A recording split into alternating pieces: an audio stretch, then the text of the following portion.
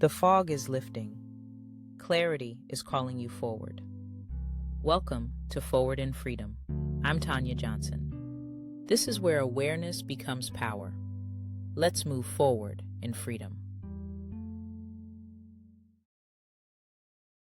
At some point, you stopped caring about people and started carrying them. Their stress became your stress. Their instability affected your peace. Their emotional reactions started influencing your decisions. And the exhausting part, you probably thought that meant you were loving well. But what if the real reason you feel emotionally drained all the time is because you've been carrying an emotional weight that was never yours to hold? And once you begin recognizing this pattern clearly, you can't unsee it. Emotional over caring rarely begins with bad intentions. Most of the time, it begins with survival, responsibility, or being the person everyone depends on. You become known as dependable, supportive, emotionally available, understanding. And over time, you slowly become emotionally responsible for keeping everyone else okay. Being emotionally strong is one thing. Being emotionally responsible for everyone else is something entirely different. And many people don't recognize the difference until exhaustion starts showing up everywhere in their life. You start feeling drained after conversations, heavy after interactions, emotionally overloaded before your day even begins. Wow. Not because you don't care, but because you've been emotionally carrying too many people at once. At work, this often looks like becoming the emotional stabilizer for everyone else. You absorb tension before meetings, manage emotional atmospheres, carry pressure that was never assigned to you. And eventually, people begin relying on your emotional labor without even recognizing it. In families, you become the calm one, the dependable one, the person expected to absorb stress quietly while everyone else unravels emotionally around you. And after a while, you stop questioning whether any of it should have belonged to you in the first place. Some people were praised for surviving emotionally unhealthy environments, not protected from them. I had to learn personally that constantly carrying people emotionally does not create healthier relationships. As a matter of fact, it creates exhaustion. One of the most dangerous parts of emotional overcaring is how quietly it disconnects you from yourself. Your emotional energy becomes consumed with monitoring moods, tension, reactions, emotional shifts, instability. You become highly aware of everyone else while slowly becoming disconnected from yourself. And eventually, you stop asking, what do I need? Because your focus stays locked on what does everyone else need from me. That imbalance creates exhaustion that sleep alone cannot fix. You can lose yourself trying to keep everyone else emotionally afloat. Support says, I care about you. Self neglect says, I'll abandon myself to keep you okay. And many people don't realize they cross that line until resentment, emotional fatigue, or burnout starts appearing. You know this line has been crossed when your peace disappears whenever someone else is upset. You feel emotionally responsible for fixing discomfort. You absorb emotional pressure immediately. You struggle to separate compassion from obligation. And over time, your nervous system begins treating everyone else's emotional state like your responsibility to regulate. That is too much weight for one person to carry. Caring deeply should not require disappearing emotionally. Healthy emotional boundaries do not remove compassion. They remove unhealthy emotional ownership. You can care deeply, listen fully, support consistently, show empathy, be present without emotionally absorbing everything happening around you. That's emotional maturity. Not becoming cold, not becoming detached, but learning the difference between supporting someone and emotionally becoming responsible for them. A coworker is overwhelmed. You support them professionally, but you do not absorb responsibility for stabilizing their emotions. A family member is disappointed by your boundary. You remain respectful, but you no longer abandon your own needs to relieve their discomfort. Someone you love is struggling emotionally.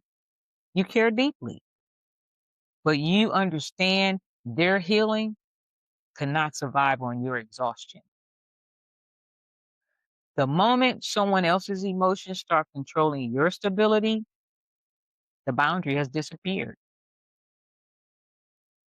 If this episode is putting language to patterns you've been silently carrying for years, this is exactly the kind of work we unpack through clear direction coaching. Because many people know they're exhausted, but don't fully understand what's emotionally draining them. If you are ready to strengthen your emotional clarity, communication, and boundaries, you can book a 15-minute consultation at www.cleardirectioncoaching.com. And if relationship dynamics are part of your journey right now, the Gathering Alliance Relationship Assessment is a powerful tool to help you recognize unhealthy emotional patterns more clearly. But recognizing the pattern is only the beginning.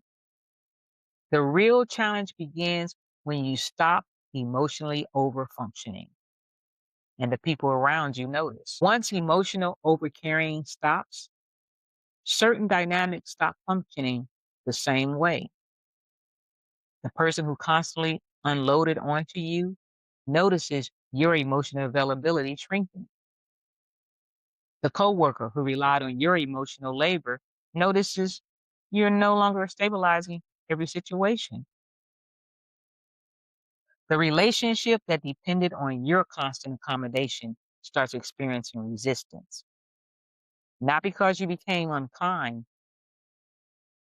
but because access changed. And this is where many people begin feeling emotionally conflicted. Not because they stopped loving others, but because they stopped abandoning themselves in the process. Some people felt some people felt safest when you were emotionally overextended. So what does emotional freedom actually feel like? Let's unpack that question. As emotional overcaring begins healing, you start noticing something powerful. You no longer feel responsible for stabilizing every emotional atmosphere around you. You begin recognizing that compassion and emotional ownership are not the same thing. And slowly, you stop disappearing emotionally just to keep other people comfortable. Most people learn very early that keeping peace requires self sacrifice. So they became experts at reading the room, managing reactions, preventing tension, emotionally accommodating everyone around them. But eventually, that creates exhaustion instead of connection. Because a real connection cannot survive when one person constantly disappears emotionally to maintain it. And this is where spiritual clarity becomes important, because God never asks you to carry people in a way that destroys your own peace, your own identity, or emotional well being. Support people. Yes. Love people. Absolutely. But losing yourself by trying to emotionally sustain everyone around you was never the assignment. Sometimes discernment is recognizing what belongs to me emotionally and what does not. And there's freedom in finally understanding the difference. God did not call you to emotionally disappear so someone else could remain comfortable. Watch what happens the next time someone around you becomes emotionally overwhelmed. Pay attention to your first instinct. Do you immediately move into fixing, absorbing, explaining, rescuing, emotionally stabilizing? Or can you remain compassionate without emotionally taking over? Because emotional maturity is not measured by how much pressure you can absorb. It's measured by how grounded you remain while pressure exists around you. Being compassionate and being emotionally consumed are not the same thing. Consider the people or environments that leave you emotionally depleted most often. Now think deeper. Have you been offering support or offering access to your emotional stability? And if you stop emotionally caring what never belonged to you, what will become lighter in your life? What will become healthier? What would finally become possible? I think a lot of people are going to resonate and recognize themselves in this conversation, especially those who haven't spent years being the strong one, especially those who have spent years being the strong one, the dependable one, emotionally available one. So I want to hear from you. What part of this conversation hit the hardest for you? And what emotional pattern are you starting to recognize differently after listening today? I've been reading your comments, and many of your insights are helping other listeners feel seen in ways they haven't been able to explain before. And if today's episode brought clarity to something you've been silently carrying for a long time, this might be the right time to go deeper. I encourage you to book a 15-minute consultation through www.cleardirectioncoaching.com. You can also explore the Gathering Alliance Relationship Assessment and my book, A Woman's Exodus Only by Grace. All the resources and links are available in the episode notes. Next week, we're talking about something many people experience during growth, but rarely discuss openly. Why does becoming healthier sometimes feel lonelier at first? Why do some relationships weaken once you stop overfunctioning?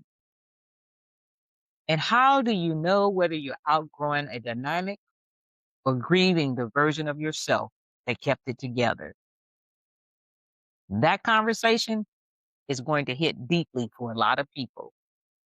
I'm Tanya J, and this is the work of walking forward in freedom. Until we meet again, move forward in freedom.